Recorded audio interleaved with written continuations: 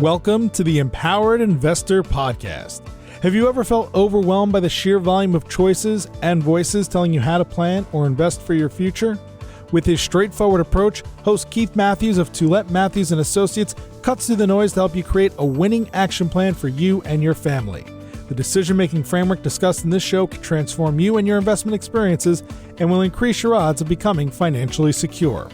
Learn more and subscribe today at tma-invest.com. Welcome to the Empowered Investor Podcast. My name is Marcelo and I'm joined today by our very own Ruben Antoine. He is the host of the French podcast L'Investisseur Transformé. Ruben, you've been killing it on the French podcast, by the way. Thank you, Marcelo. Thank you. I'm trying to do my best, as you are doing with the English podcast, just to provide financial educations and good information to our listeners. Right. So the reason I have you today for the intro, Ruben, is because today we're going to be talking about kids and money. And you just did a very good podcast with one of the guests we've had in the show here at the Empowered Investor, Steve Legler. You did a podcast with him regarding kids and money. So tell me why talking to kids and teaching them about money is important. Yeah. Let me tell you, I really enjoy doing that episodes because I have two young girls and the oldest is 5 years old. And we are really trying at this young age to teach her some basic concept about money and why is it important and why starting at such a young age. It's because, as parents, Marcelo, we always try to give to our kids the best values in life, so that they can become good people, good citizens, and they can act the right way in society and with people around them. So when we think about values, financial values are important as well. Money can be a very useful tool, but also a very dangerous tool if you don't know how to use it properly. So it's important as the kids are young to start teaching them how to use money eventually so that when they become adults, they don't take those bad financial habits that can create problems. So by problems, when you think about, we all know people around us. For example, sometimes people living above their means or people having debts, problems, stress, financial stress. We know that money can be one of the main cause of divorce. So, all those obstacles or challenges that can happen in life that we don't want our kids, if possible, to go through. One way to maybe help them avoid or at least mitigate those risks is to teach them in an early age and as they are growing up about money, right? And one last thing, it's even in the interest of the parents as well to help their kids understand and manage money because many parents find themselves helping their kids when they are going through financial challenges when you think about bankruptcies or divorces. So sometimes the parents, at the expense of their own retirement, they end up helping the kids. So everyone wins when we know at least how to manage, how to act, and how to handle money. You know what? And I see the way you talk to your kids and I see the way your kids are growing up and how you and Mary are educating them. And it's remarkable. Like you're definitely setting up an example for, at least for me, I see you as a role model here at the company for professional and also in life. But I think you're setting up a good example for also everybody here who will have kids in the future. So I do want to give you kudos for that. Thank you, Marcelo. Thank you. Just trying our best. Of course. So today's podcast is on the same topic, Marcelo, teaching kids about money. I'm happy that both in the French and the English podcast, we are tackling the same subject because it's a very important one. And you have a very interesting guest that you're going to have a discussion with on the topic. So can you tell me a bit more and tell the listeners a bit more about your guest today? Absolutely. So it's crazy how social media can be a force of good. And so my guest today is Will Rainey. I met him through LinkedIn. He just messaged me randomly and we connected. He sent me a copy of his book, which talks about money. We're going to talk about it on the podcast. I'll give you a list of resources later, but it's just amazing that we connected. So Will Rainey has gone from advising some of the world's largest insurance companies, retirement and government programs on how they can best look after money to helping parents make sure their kids are learning the right money value. So he's an actuary by training. In 2017, Ruben, he moved his whole family to Vietnam, and he's dedicated his life now to teaching parents and educating children about money. So just a remarkable story, great person, and so passionate about the subject. Like, I enjoyed this interview like you have no idea. Like, it was like one of the best ones I've been a part of. Wow, okay.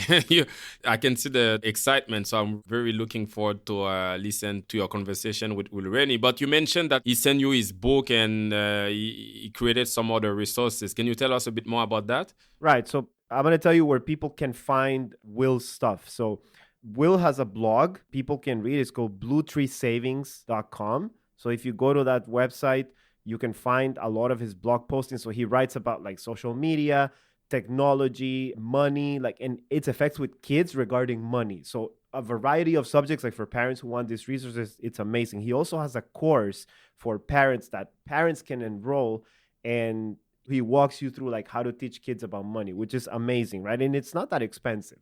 And he also has the book that he sent me. It's called Grandpa's Fortune Fables. So it's a book that it's really simple, very easy to understand for kids. I read it. It's a fantastic read, even for an adult. Like, I'm sure if parents are reading this to their kids, they're going to be learning a thing or two, because these things are not intuitive. You know, our system doesn't teach us these things. So those are the 3 things that people can do to find out wills, and I hope everybody enjoys the interview. I'm looking forward to it, Marcelo. All right. Take care and happy listening. Welcome to the show, Will. I'm super excited to have you here. Like I was telling you off mic, I don't have any kids, but I do know a lot of people who have kids. I do enjoy my nephews. And also one of my life goals is to have kids. So this subject fascinates me. Your book is unbelievable. I think you hit it out of the park. It's simple to understand. It's really easy to read. And I can't wait to share it with like many people. But let's just start with like, what's your story? How did you get into this? Yeah, sure. Well, so my background is I'm an actuary. So out of university, went straight into like kind of corporate world. So I'm from the UK. And then we decided to go on a bit of an adventure. So I got an opportunity to go and work in Hong Kong with my company. So I went to Hong Kong in 2014. And there I was working as an investment consultant to institutional investors. So retirement funds, the insurance companies, education endowments. And so that was really good. I was enjoying that, talking to some of the biggest investors in the world. But then I think it's about 2017. I was just talking to someone about my 2 daughters, and they said, enjoy this time with them. They only grow up once. It's such a simple, obvious statement, but it had a big impact on me. And I was like, yeah, they do. And they're growing up so quickly. So I really wanted to take some time off corporate world to spend time with them when they were growing up. And so my wife and I put in a plan, and in 2019, we both left our corporate jobs that we enjoyed, and we moved to a place called Hoi An in Vietnam, which is like one of the most beautiful places in the whole world. I recommend everyone that goes there for at least a holiday. And so we did that, and we were very fortunate because we had some savings and investing for the longest time. So we have this kind of financial security to be able to take this time off. So my kids were at school. So there's an international school where we were. And so I wanted to have a little bit of a project. At that time, I just kind of thought about how lucky we are to be in this position. And when I left Hong Kong, there's a lot of my colleagues were like, how are you going to afford to do this? And I was like, well, haven't you got savings? Could you not do the same thing? And they were like, no, we definitely wouldn't be able to. And so I was like, right, I really want my kids to be able to have at least the option of having this opportunity when they're growing up. So I thought, all right, I'm going to start teaching them about money. So I thought I'd start sharing my little stories that I was telling my kids at bedtimes about money. And it seemed to get a really good response. So parents were enjoying the way in which I was teaching them. It was kind of very, very basic. It was fun. So I was using analogies and stories rather than just a lecture about money. Yeah, so I started a company called Blue Tree Savings, which is there just to help parents or guardians teach their kids about money. So I think now I'm just so passionate about it. Now I've learned so much. I just want all children to be able to learn about money. I checked your website. Like I said, I read your book. I think it hits it out of the park, and it is so easy to understand. Like, I love the analogies in the book. So for me, when I was reading it, I was like, wow, this is like, it's so simple. It just makes it so easy for any person. Like, even an adult can pick up this book and just learn so much, which that's what's amazing about the book, right? But tell me, like, how did the genesis of the book, like, where was your aha moment when you decided to write the book? Yeah, so I started off just writing blogs. And some of those blogs I was sharing like real world stories. So how I taught my children about the stock market by being in McDonald's. But then I'd have some of these little mini stories about different money topics. And it was only after about 18 months or so of writing these blogs that someone said, you've got enough little stories in there that you can make a book. And so I just took the little stories that I'd kind of had in these different blogs. And because it's a blog, you get to see which blogs have done well, which ones haven't. So I kind of had a little bit of pre-screening of which stories people enjoyed and the feedback. And so I took them and then I changed them around so I had a constant flow and the different characters were consistent throughout the book. So it kind of came out that way. So I never, ever thought that I'd ever have a book. I never, even when we started writing the blogs, I was never a writer. I was just seeing how it went. And so the book didn't take very long. So I say after 18 months, it only took about 3 or 4 months after that to actually get the book all together because as I say, I had all the story, most of the stories already written. I just had to change them around. But then it took a little work to get the editing and the illustrations and the little games and stuff that I put in the book. Yeah, what was fascinating to me was how you managed to get every single important subject about investing in the story. So you got saving, investing, risk, bear markets, charity. So that was remarkable, to be honest with you. Thank you. No, well, one of my favorite ever books, myself, personal finance ones, is The Richest Man in Babylon. So that's a fantastic book, and I've read that many times. And I like the fact that that was done in story format as well. I tried to actually read that to my kids at one stage, but just because it uses the old kind of Babylonian language, it was so hard. You end up just translating rather than teaching.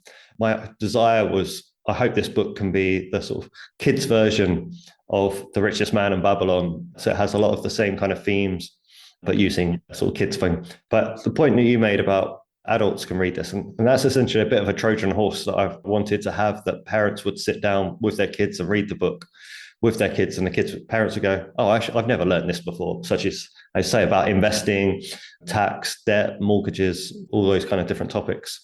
Yeah, and what really like resonated with me is how important, and I think you sneak that message in the book, like not upfront, but it's there, right? Where it's really about the upbringing as well and how your parents relate kids to the money. So like the story of Gail and Boris, right? Like they have different parents and different styles. So let's get into that now because I have some questions. So just on a basic level, like why would you say it's important to teach kids about money?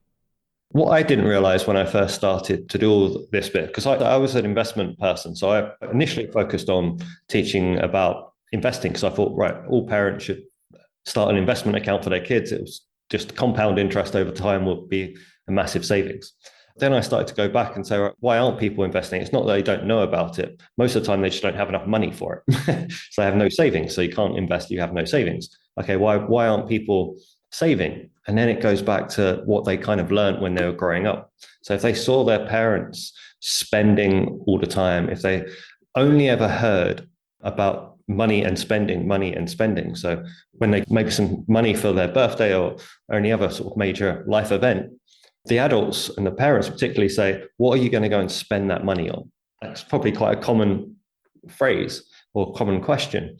But actually, that's having a massive impact on the children's minds because they form most of their adult money behaviors by the age of 7, which I never knew about. And this is some huge research. And so again, when they're learning and all they hear is money is for spending, it becomes hardwired. And then what happens, it becomes their habits. And then when you become adults, we know how hard it is to change those habits. So at some point in the future, they'll get told, oh, you should save some money. But I've never been taught how to save. I don't know how to save. It's not, I know the concept of saving is easy, but it's a bit like going through all your life and then someone just says, no, you got to eat healthy. You can't just suddenly start eating healthy. You have to go through a whole process and change your mindset, your lifestyle. And that's the same thing with money. And so it's so much easier if children learn some basic money rules, such as saving a little bit of the money that they receive. Not saving it all, because that's a bit boring, but saving a little bit and just getting into that habit. And if children grow up saving a little bit every time they get some money. That's going to be their habit, and that's just what they're going to do. And it's going to mean they're going to have more confidence, they're going to have savings, they're going to have less money worries. They're going to just see the world in a different way because they've kind of seen that money can grow over a period of time. And I always just want it to be that when kids grow up and they have savings and people say, how did you get these savings? It's a lot of course, my parents spent a little bit of time teaching me the importance of saving from a young age, and it's just what I do. And that's why it's so important to teach kids about money and helping them form action. So it's not just do this, this is what you should do, and then the actions and habits that they form. 100%. But so I'm from Latin America. I grew up in El Salvador. For Latin American families, I know this is a common thing, and across many like different cultures as well, money is a big taboo subject. Like it's something we don't talk about. It's something we don't discuss in the table. It's something we don't bring up. Why talking about money is so hard for so many people? Well, most people have never been taught about money, and that people have a lot of view that money is about status. So it's the more money you have, the more educated you must be, the more power that you must have. And so people sort of don't really want to talk about it because they don't want to have that view on their self-esteem about, oh, I have less money or more money than that person. And I can understand why people don't want to share their salaries, etc., because it might be a reflection and there's other pieces. But within the home, we need to start to break down that taboo. We need to have kids feel that talking about money is fine. And we know now that financial wellness and financial well-being is so important. As I say, most of mental health problems, if you kind of break them down, actually go back to money. And so this is all coming from the fact that people don't talk about money. So we need to, for the sort of mental and financial well-being of the next generation, we need to start talking about it.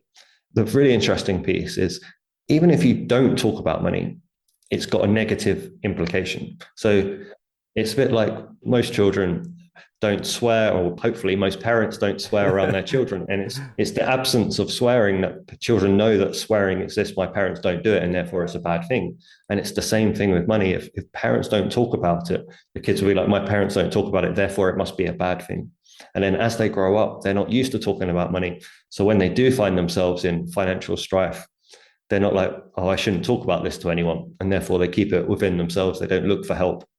Absolutely. It's so interesting you mentioned that, because mental health is such a big thing, and we're more aware now about the consequences of the financial stress can lead to a lot of mental health issues. And the other thing that's interesting is we recently did an episode on couples and finances, and we end up realizing that, the divorce rate in Canada is about 40%. I think broadly around the world is about 50%. But we found out that 1 in 4 of those divorces end up being because of financial strain. Yeah, no, 100%. And you can understand why that can be the case. Because even within the marriages, they don't talk about it. And as you say, they probably have some secret bits, or it's, I earned this money, so therefore it's my money, not our money, and those kind of conversations. And so, yeah, just having children that feel confident enough to talk about money, understand how to look after money, because then if you've got, hopefully they'll meet someone else who also appreciates and understands how to look after money. And that's a sort of a bedrock for a solid relationship, I hope.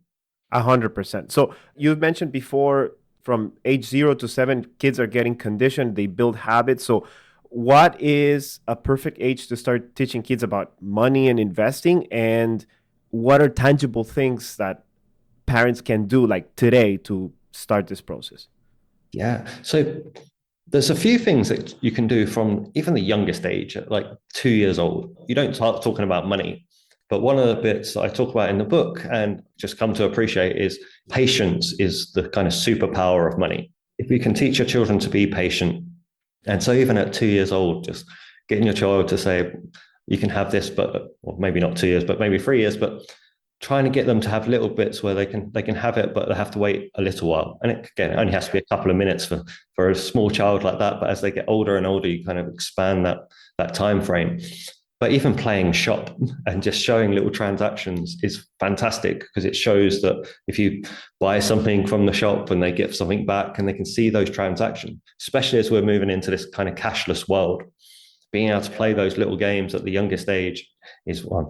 Then from about the age of 4, is when you can start to introduce pocket money or allowance with children. Again, just the smallest a piece, but just to say to them, look, you can go to the shops and buy, I don't know, a sweets or a bit of candy, and they can see that transaction. They can only use that money once, for example, and they're learning those lessons.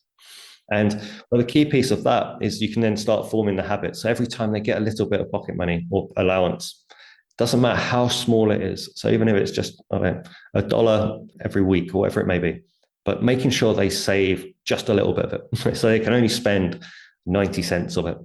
So they can still spend most of it. So it's not going to change their enjoyment, but they're learning to keep that little bit. And it's that form. And if they keep that on as the amounts get bigger and bigger, that's huge.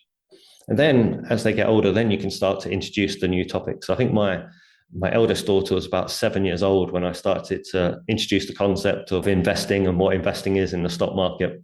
But I used it in a very simple way using, I say, McDonald's and seeds and trees, etc. But then just as they go up, you can introduce new topics. And so, yeah, even my daughter's now, my oldest is 10. She knows most money topics, not to the biggest degree, but she has some awareness of, let's say, tax, mortgages, all these different topics. She for sure has an edge over like a big part of the population, just knowing those things up front, right? A bit of a follow-up question on what you were mentioning before, the different stages. So there are many different schools of thought when it comes to adding financial rewards. So I asked a friend, like, is there something that you want to know about, like having, kids and money? And he came back and said, I would really like to know about introducing this concept of financial rewards for doing chores around the house. What's your thought on that? Like, are there any effective strategies that we can teach kids regarding this? Yeah, so in a sense, there's no real right and wrong. I've heard arguments both ways about that. For me, when you start giving allowance to children, to start off, just make it that they just get the money. No work, no punishment. They always get that. Just so they start to form this really positive link with money, and they get this opportunity and they can start making these decisions. Because there is a downside that when you start to introduce either chores or even potentially a punishment and link it to money, that can have a negative mindset, and it can say, oh, I don't like money, because it just links them back to these negative situations that they've been in. But to say that, so with my daughters, we give them a little bit of allowance every week, but we give them the option to earn extra. So we do give them some kind of bonus chores. So we don't give them any money or any consequences to that in terms of like making their beds or brushing their teeth or anything like that. I know some people do, but we don't. But there's some bits like maybe doing the gardening or washing the car, some bits that I might pay other people to do. I can just essentially, I would pay my kids. So we have like a games cupboard that gets messy every now and then. So we say, right, who's going to tidy up the games cupboard, and we'll pay them a little bit of money to do that. So they can see that money and hard work are linked, because essentially that is going to be an important piece, that to get money, they're going to have to start earning it at some point. They're still a bit young at the moment, so we still give them an allowance every week. But at some point when they get older, we're going to say, if you want something, you're going to have to find ways of earning that money. And that can be via us, but it can be other ways as well. Absolutely. I couldn't agree more. And the other follow-up question I had on what you said before about patience, I think patience is key in every stage in life for every single thing a human being does, whether that's building a career, building wealth. But in terms of, we live in a instant gratification type of world. So what are things we can teach our kids that are effective and that effectively teach patience and delayed gratifications? And should we change our strategy depending on the age? Do you have any tangible things that you can tell parents about that? Yeah, no, certainly. And it is a very hard topic to teach. So one of the bits is with patience is about making it small. And I think this is really powerful.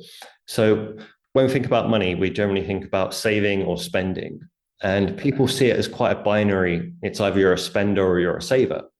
And what I really want to get across is you can be both, and you should be both.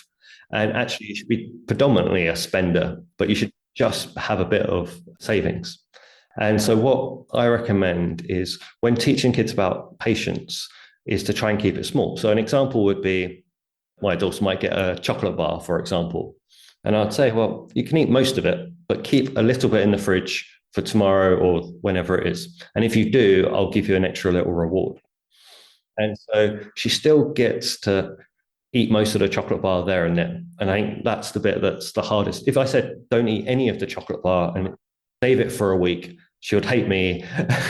She might do it, she might not, but it would be a horrible experience. Whereas actually eat most of it, but save some.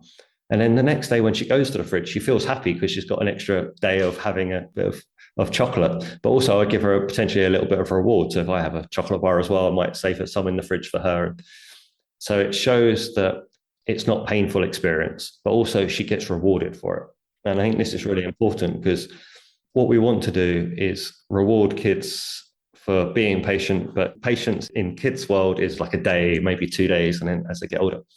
But we need to show that they're going to be rewarded because we know as adults that if we are patient, we are going to get rewarded, whether that's avoiding debt or if that's investing in the stock market, but which can take years, but the rewards are very, very handsome.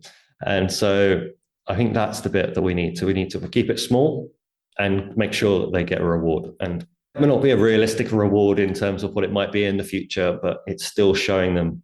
And then the more they see that, the more likely that they're going to want to be patient. You can take that concept and translate it into other things. Like, if I give you $10 today as they grow up, maybe, don't go out and spend the 10, maybe you want to spend 6 and keep 4 for like the next few weeks, right?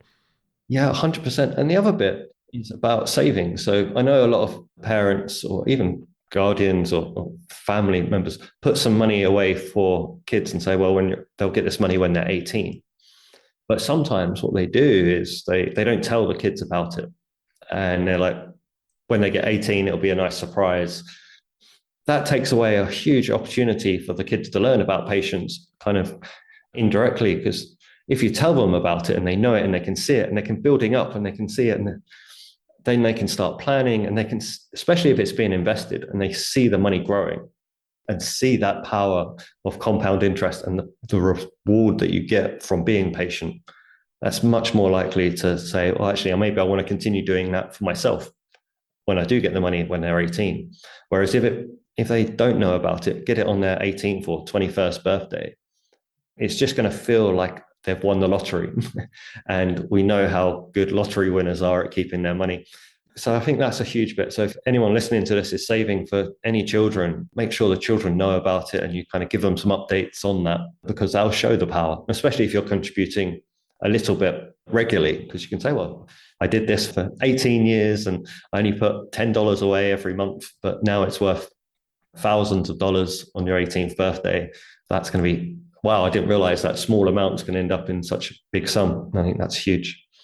One of the things I've realized with my nephew, we underestimate sometimes how intuitive and how smart kids can be at that age. He's about 5-6 years old. And I remember one time we were driving down the highway and he just started asking me, like, what are those poles? And like, I'm just, started explaining him, like, this is where we get our electricity from. It's a grid and it comes from a place so we can have light in our house. And he just kept asking, like, why? And he gets it. And like, my wife was like, wow, like, this is like amazing, and like, I think we can do that with money. Like you said, okay, we're saving. What is the purpose? Like, there's a reason we're doing it. And I think kids will get it, right? Yeah. And that point you made about kids are just intuitively getting this stuff. I've done a few sort of presentations with some schools. And so I do like a 20-minute presentation and it'll be questions and answers. I'll say, who's got a question? And all of them pretty much put their hands up. They want to talk about money. So I know, going back to that conversation that we had earlier about it being a taboo subject, if we do raise it, children, we might think, or some adults might think talking about money is boring, but actually for children, it's fascinating. And if they can get the opportunity to talk about money, that they would want to. They want to know, where did it start? How did the richest man in the world become so rich? Et cetera, et cetera. They're fascinated by it. 100%. So let me just shift the conversation here a little bit. So I read a quote the other day. I think it was Raj Patel who said it. He said something like this: we know the price of everything, but the value of nothing. So in a world of conspicuous consumption and Instagram, Facebook, TikTok, how can we teach kids effectively the value of things? Yeah. And this comes back to giving children an allowance. And I think it's, if parents can afford to do it, they really should. And what they can do with that allowance is then get the children to start saving up for the things that they want. And sometimes that can be hard for parents because the children were like, I want it now, I want it now. And you have to say, no, if you want it, you have to save up your pocket money. And it might take you 5-6 weeks of not using your pocket money to buy it. And then the children will be then making a decision. Do they want to sacrifice all the other decisions like buying the candies or the cheap toys, which they can buy now versus this bigger toy that's going to take them a few weeks? And by getting them to go through that process of saving for it, we'll get the children to understand whether they really do value what that money's going for. And it's so easy for parents, especially parents who do have a lot of wealth, to be able to just say, well, okay, keep them happy, I'll just buy it for them. But actually, we need to teach them, no, actually, we need to be restrained as parents to say, if we want our kids to be good with money, we need to sort of have some sacrifices, and that might, not just for ourselves, but for our kids, so they learn to value. And so it's one of these really weird conundrums, and it kind of comes across in one of the characters in the book. So you have the Boris character who comes from a family who are like, we don't come from money, we're never going to be rich. Why bother even talking about this? So we need those types of families to have this kind of very much wealthy mindset of saying, well, if you work hard and you look after your money, you can become. And if they have that mindset, they will. For the other end of the spectrum, where you've got a lot of wealthy families, we essentially need to put our children in this false scenario where they don't have money. So they do start to appreciate it. And that does mean holding back on spending for them so they learn to save and spend for themselves. Well, it's remarkable you say that, because sometimes I do see a situation where, you can be like very good at teaching, budgeting and all these things, but then Christmas comes and we're showering kids with like all these gifts. And I see it with my friends, I see it with my nephews. Are we reinforcing this bad behavior or undoing some of the good things that we may be doing by teaching all the things that you talked about, by just Christmas coming along and showering kids with all these gifts that, they're going to use them like 4 or 5 times and then they're going to be dumped, like, the story, right? So what are some effective strategies that we can do like in this type of holidays to not reinforce this idea of conspicuous consumption and just mindless spending? Yeah. And this is why I've started talking a lot more around charity, because that really does bring it back. And so especially coming up to Christmas, one of the best ideas, and it's not my idea, I heard it from someone else, their children didn't value money. And I can't remember the conversation, but the parents were just like, all right, I need to teach my kids about the value of money. So they took them to a supermarket and they gave them, it was £5 in the UK, so whatever that is in dollars, and said to them, see how much food you can buy with this £5, and we'll give that food to the food bank for those in need for Christmas. And I just thought that's a fantastic way. And the kids loved it, because normally they might say, well, they spend that on a plastic toy and not think about it. But now they had to go around the store and say, right, well, I don't want to just go and buy 1 bar of chocolate because that's not going to last very long. So, right, what can we buy that will be useful, and what's cheap, what's expensive? And it's a really good, and they came back with, I think, about 50 different items that they went into this food bank. And it was good because there was 2 of them. So they had different, they went around the store together and had different baskets. But yeah, I'd recommend, I think that's one of the most powerful lessons where, from a parent sort of trying to install that value, even when it's not about their going to their kids. So it's teaching them, helping someone else. So I got to go to the food bank and see that people don't have as much as they do. And it gets them to really think about what they can get for their money. So I thought that's a really good exercise. You kind of got me by surprise when you introduced that in the book, and I find it's such a fascinating thing that you did there to integrate that idea into the saving, investing, being patient. I think if we bring it back to like all the problems we have now with like a lot of teenagers and people when it comes to mental health, if you look at all the religions and the mystics, like a lot of them agree that when you do something for someone else, you do feel better. And I did read this study the other day where people who do charity and do volunteering tend to report higher levels of happiness and sense of purpose and, just overall life satisfaction. So the fact that you put that in the book for like a kid to start understanding that, I thought it was remarkable. Yeah. And I think one of the big ones from the charity point of view is this. So one of the big problems with money is this keeping up with the Joneses. You want to, and I think if you give to charity, you can start taking yourself out of that game, because you don't know what people are giving away. And so in most cases, you assume they're not giving much away. So if you start giving a little bit of money to charity, you can't say, well, this person's got a nice fancy car. And you're like, well, I've made a choice not to have the fancy car, but to give a little bit of charity and have a modest car. And therefore, you just stop comparing yourselves to that person. It doesn't matter what that other person buys. If it's designer clothes, you've just said, oh, I can't compare myself to them because I now give some of my wealth to charity. And I think just that piece alone can have a huge impact on how you see the world. And that's why I wanted to put that in the book, to help children realize that giving to charity not just helps them, because as you mentioned, those who do give feel benefits, but also stops them comparing themselves to others and say, well, I'd rather not have that fancy thing and rather give a little bit of money to help others. And especially if you can see a charity. So my kids give some money to sort of an animal sanctuary, and they get to see the animal. So it's not just gone off somewhere and they don't know where it's gone, and we can just sort of say, well, they actually get to see. And I think that's really powerful because they see where the money's gone and they can see it's being helped for others. And I think that was a really powerful thing to do. Yeah, and you're introducing this concept of, you can focus on building your wealth and all things, but there are also things in life that are greater than yourself. And when you bridge that gap, I think it's, a lot of good things can happen, right? Yeah, and that's just not something that's been taught. And you just think, oh, the people who do the charity work are just different from me. But it's one of those, if you start the action, then the actual mindset follows. Right.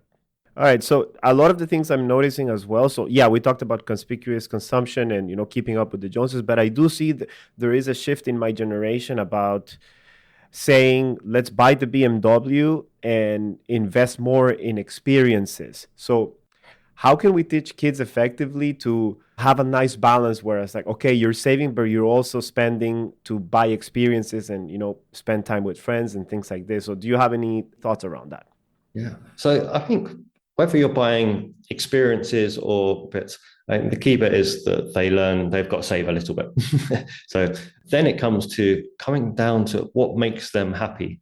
And I think this is a huge topic about happiness. And I know people link money and happiness. Money is just a tool. It's what you do with that tool that finds your happiness. So if you go and buy a toy and you don't play with it, well, getting kids to reflect on that and say, well, how much happiness did that toy bring versus going to the trampoline park, would you rather do? And most of them will. And a lot of times it's a case of just reinforcing those thoughts, getting them to think about that. Because I think while we go through life, we're just so busy, and the same with kids.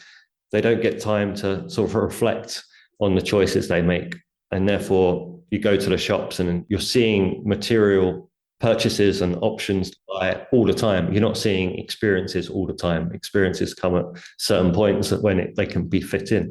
And so we need to make sure that we sort of take the time for kids to reflect and say, well, what truly makes you happy? And they'll very much always say being around their friends and family. And you say, well, that's the thing that you should make sure when you're thinking about what you're going to do with your money, make sure you get more opportunities to do that, because that's going to make you happy. And that's what money's there for. It's a tool, and you can use that tool to give you opportunities to make yourself as happy as possible. So make sure you spend it wisely.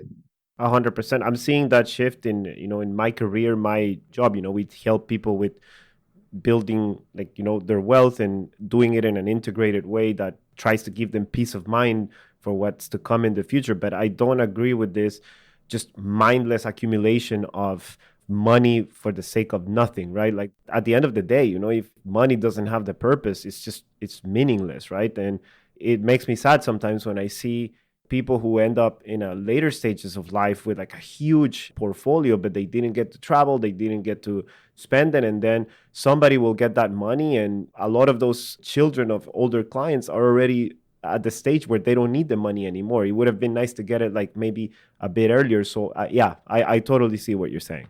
Yeah, and it's all about balance. And I think this is the key piece. I want my kids to be spending. I do. I say save some, but then feel liberated to spend whatever you want on the rest. And again, hopefully spend it wisely. And if you don't spend it, then put some more into savings. But do the savings first, just a little bit, at least 10%. Put that away, and then just frees you up to have guilt-free spending. And then it's a case. But as you say, some people go too extreme. There's this like, I want to keep saving and I don't want to spend. And there's the others who are like, oh, you only live once, but yet then they live for a long time without much money afterwards. And that can be quite a painful experience. So it's all about, having those experiences, buying the things that do bring you happiness. And there are some material bits that bring different people, but just make sure you have that savings. It's just so many benefits of it in terms of accumulating another source of income. It gives you that security in terms of when things go bad and all the good bits that you already know about. Of course. This is fascinating, by the way. I'm kind of sad we're only doing one episode, but that's we can leave that for later. But I want to talk to you about, what do you think the role of schools is right now? Are they doing enough to teach about money? I don't know in the UK, but I know in Canada, certainly the answer is no. But what's your take on this? Are schools doing enough?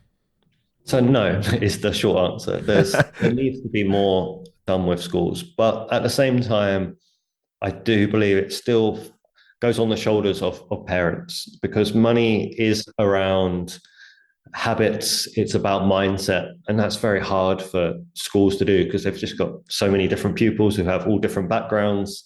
So there's two parts of money. There's the education side. So what is money? What are the different terminologies?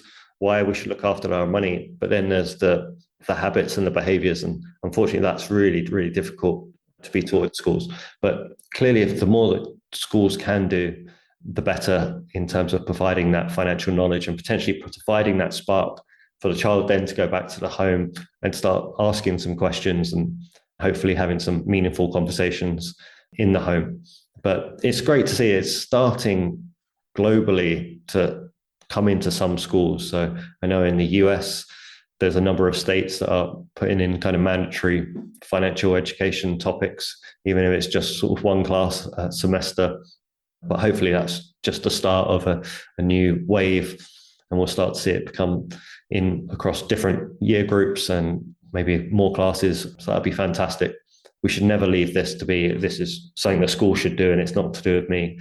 Same thing with health as well. Schools can teach children about eating healthily, but if they go home and their parents have bought 4 pizzas and 6 donuts, it kind of probably ends up in more confusion than actually being helpful.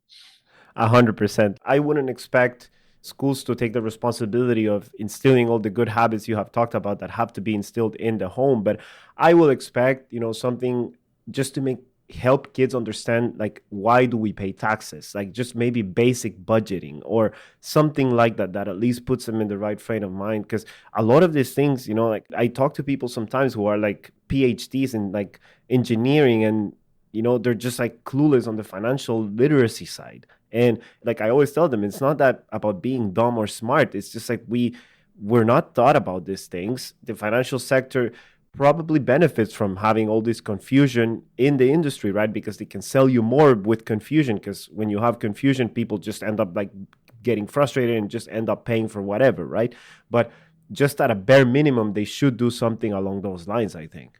Yeah, no, I agree. And some of it's just getting the funding for adding in this new subject, and that's the hardest bit. And that's one of the bits that gets me so proud and I get so excited, is when people have read my book and then they've said they've read my book and now they've bought 5 copies, whatever it is, to give to their local school, to put into the school library, because the book's not top of mind. So it's not like most parents don't go out and say, I want to go and buy a book about money for my kids.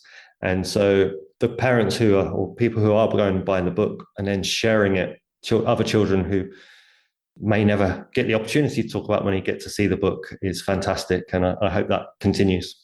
Absolutely. And, I think we need to do something at the municipal level as well, because one of my things that I always say is that the sad thing about our industry is that, unfortunately, the people who need it the most can't afford the service of a financial advisor or a financial planner. So this is where there's a huge gap into what we do for people who can afford it, and then people who end up needing it the most, they can't afford it. So as a society, I think we need to raise the tide to help those people in a way, right?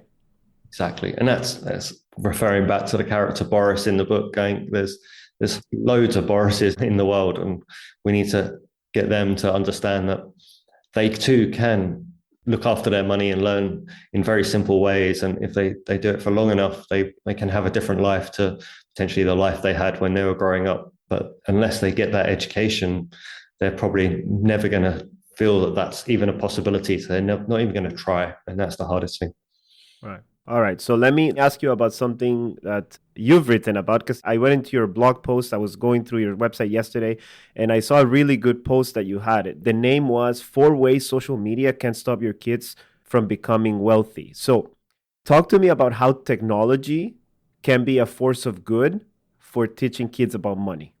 Yeah, for a force of good. So no, social media is a hard one because there's so much projected out there around people who have money and they show it off, and therefore we want to kind of follow those. They want to follow that, and therefore it's all in your face and they're getting fed this. We have to try and get our kids to take a step back and say, actually, how real is that? Why are people posting this? And so with my kids, I always say, do they have any blue trees? And we use blue trees as an analogy for savings. So it's, if you have savings, you've been growing, and we call these blue trees. And so social media is really pumping in this more so than ever. When I was growing up, we still had Keeping Up the Joneses, but you'd compare yourself to your friends or your classmates. But most of the time, they'll be in the same social, economical state background as you came from. You might have the odd rich kid who's coming to the school, but majority are in the same. And so if someone got a bike, a nice bicycle or something, it wasn't going to be that much better than the bike that you had. And you probably had something else that they didn't have, and your parents will remind you of that. Whereas today, children aren't comparing themselves to just their friends. They're comparing themselves to the whole world. And so they're getting this. They're also on social media. They're getting targeted by ads. And so it's just getting pummeled into them about spend, spend, spend. And so, yeah, when we're talking to our kids, we're just trying to make sure that they understand what's going on with social media, making sure that if they have that awareness of social media, that they can understand that it's probably a bit fanciful. It's not really what people's lives are like. They're only going to project the best side of themselves. We don't know if they don't have any blue trees, and we need to make sure that we limit the amount of time that they have on social media. But then on other bits, there are some bits in terms of positive bits about social media. There are nice stories of actually it is possible to come from a sort of humble background and kind of do well. But it's about finding these accounts. It's about understanding, and we can help as adults and guardians. We can help say, well, actually, look, it's this person has done this, or there are accounts where kids have started their own businesses and they're talking about that. And I think they're fantastic because we're starting to show that kids don't just have to grow up and get a job and work 9 to 5 and then retire when they're 65. Even as kids, they can start to learn that they can start their own little business, and they've got to try and find an audience. And social media is clearly one of those audiences. So it has got a lot of negatives in my mind, but it has got some positives in there. But it's all about helping kids navigate that. And if we just let them off the leash and say onto social media, then there's more likely that they're going to fall into the downsides of social media. And hence the name of that blog was sort of four reasons that it's going to keep them poor, as opposed to reasons it's going to make them wealthy. I want to ask you about something that's very dear to me. So the immigrant story. So a lot of immigrants, we move to the Western world looking for a better financial future. It's a sacrifice, hard work, and sometimes resources are scarce. I remember being a student. I moved to this country without speaking English or French, having to be a student and all that. So my kids will probably have a lot more comfort that I had. And some could say I'm robbing them from an opportunity to build character and learn this valuable lesson. So how can I ensure that I teach my kids about the value of things without sounding like I'm lecturing them? Yeah, no, it's a really interesting question. And saying, whilst I'm not an immigrant, but we're more well off than what my parents were. So how do we make sure we instill those same values? And I think it just comes down to being disciplined around getting the children to save up, getting them to understand what they value, and sharing those stories about your background, what you had to go through, so they start to appreciate it more and more. And again, going for using charities, etc., again, just helps them appreciate and have that gratitude towards what they really value and what they have got, and hopefully understand that they're not just going to get handed a silver platter. And I think that's one of the hardest pieces. And you hear this quite often. I now earn money, and therefore I don't want my children to go through what I went through, which is fine. There's probably some hardship, but at the same time, there's a danger of children becoming entitled. And we're starting to hear more and more stories about kids being entitled, and we need to be very careful about that. We want to give them some niceties, but as I say, we need to sometimes be a bit, what might seem harsh, because you're like, well, I've got the money. Why would I not just give it to them and make them happy? It's my job to make them happy. Sometimes in the long run, it's so much better to have those little sacrifices so they do appreciate what they have. 100%. I saw your website has a course on how to teach kids about money, how to talk to them about money. So talk to me about this course and how can people find it? Yeah, so my website is bluetreesavings.com, and on there I've got I think it's about 150 different blogs that covers lots of different topics. But I thought, given I had so much of that content, and some people like to digest it in different ways, so I put a course which is 5 20-minute videos, but goes through what I see as the core topics. So it's what kids should know about money, and it's for parents to watch, but it can also be for older kids, so from about 10 years old and upwards, to watch with their parents, to go through these core topics. By the end of it, I'm really confident that those topics are kind of embedded into their kind of mindset and their day-to-day. They're going to grow up financially healthy and wealthy. And so, yes, I've got the book for kids to read. I've got the blogs for parents to read, but if parents and kids want to digest in a video format, I put the online course there. In your book, there is a guide on how to open an investing account for a kid. So I think that those resources are fascinating. We'll link your website and your blog and all that into the notes of the podcast. But Will, it's too short for me because we could talk for hours about this subject. I'm extremely passionate about this subject. I think it comes across as well for you. You know, it's fascinating, all the research you've done and what you're doing. So I'm super excited to keep following you on LinkedIn. I'm sure we'll find a way to reconnect again. So I thank you for your time.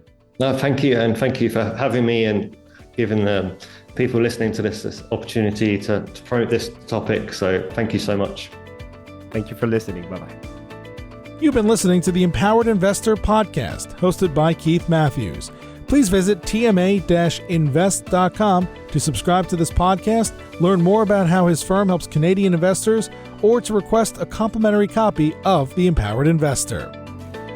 Investments and investing strategies should be evaluated based on your own objectives. Listeners of this podcast should use their best judgment and consult a financial expert prior to making any investment decisions based on the information found in this podcast.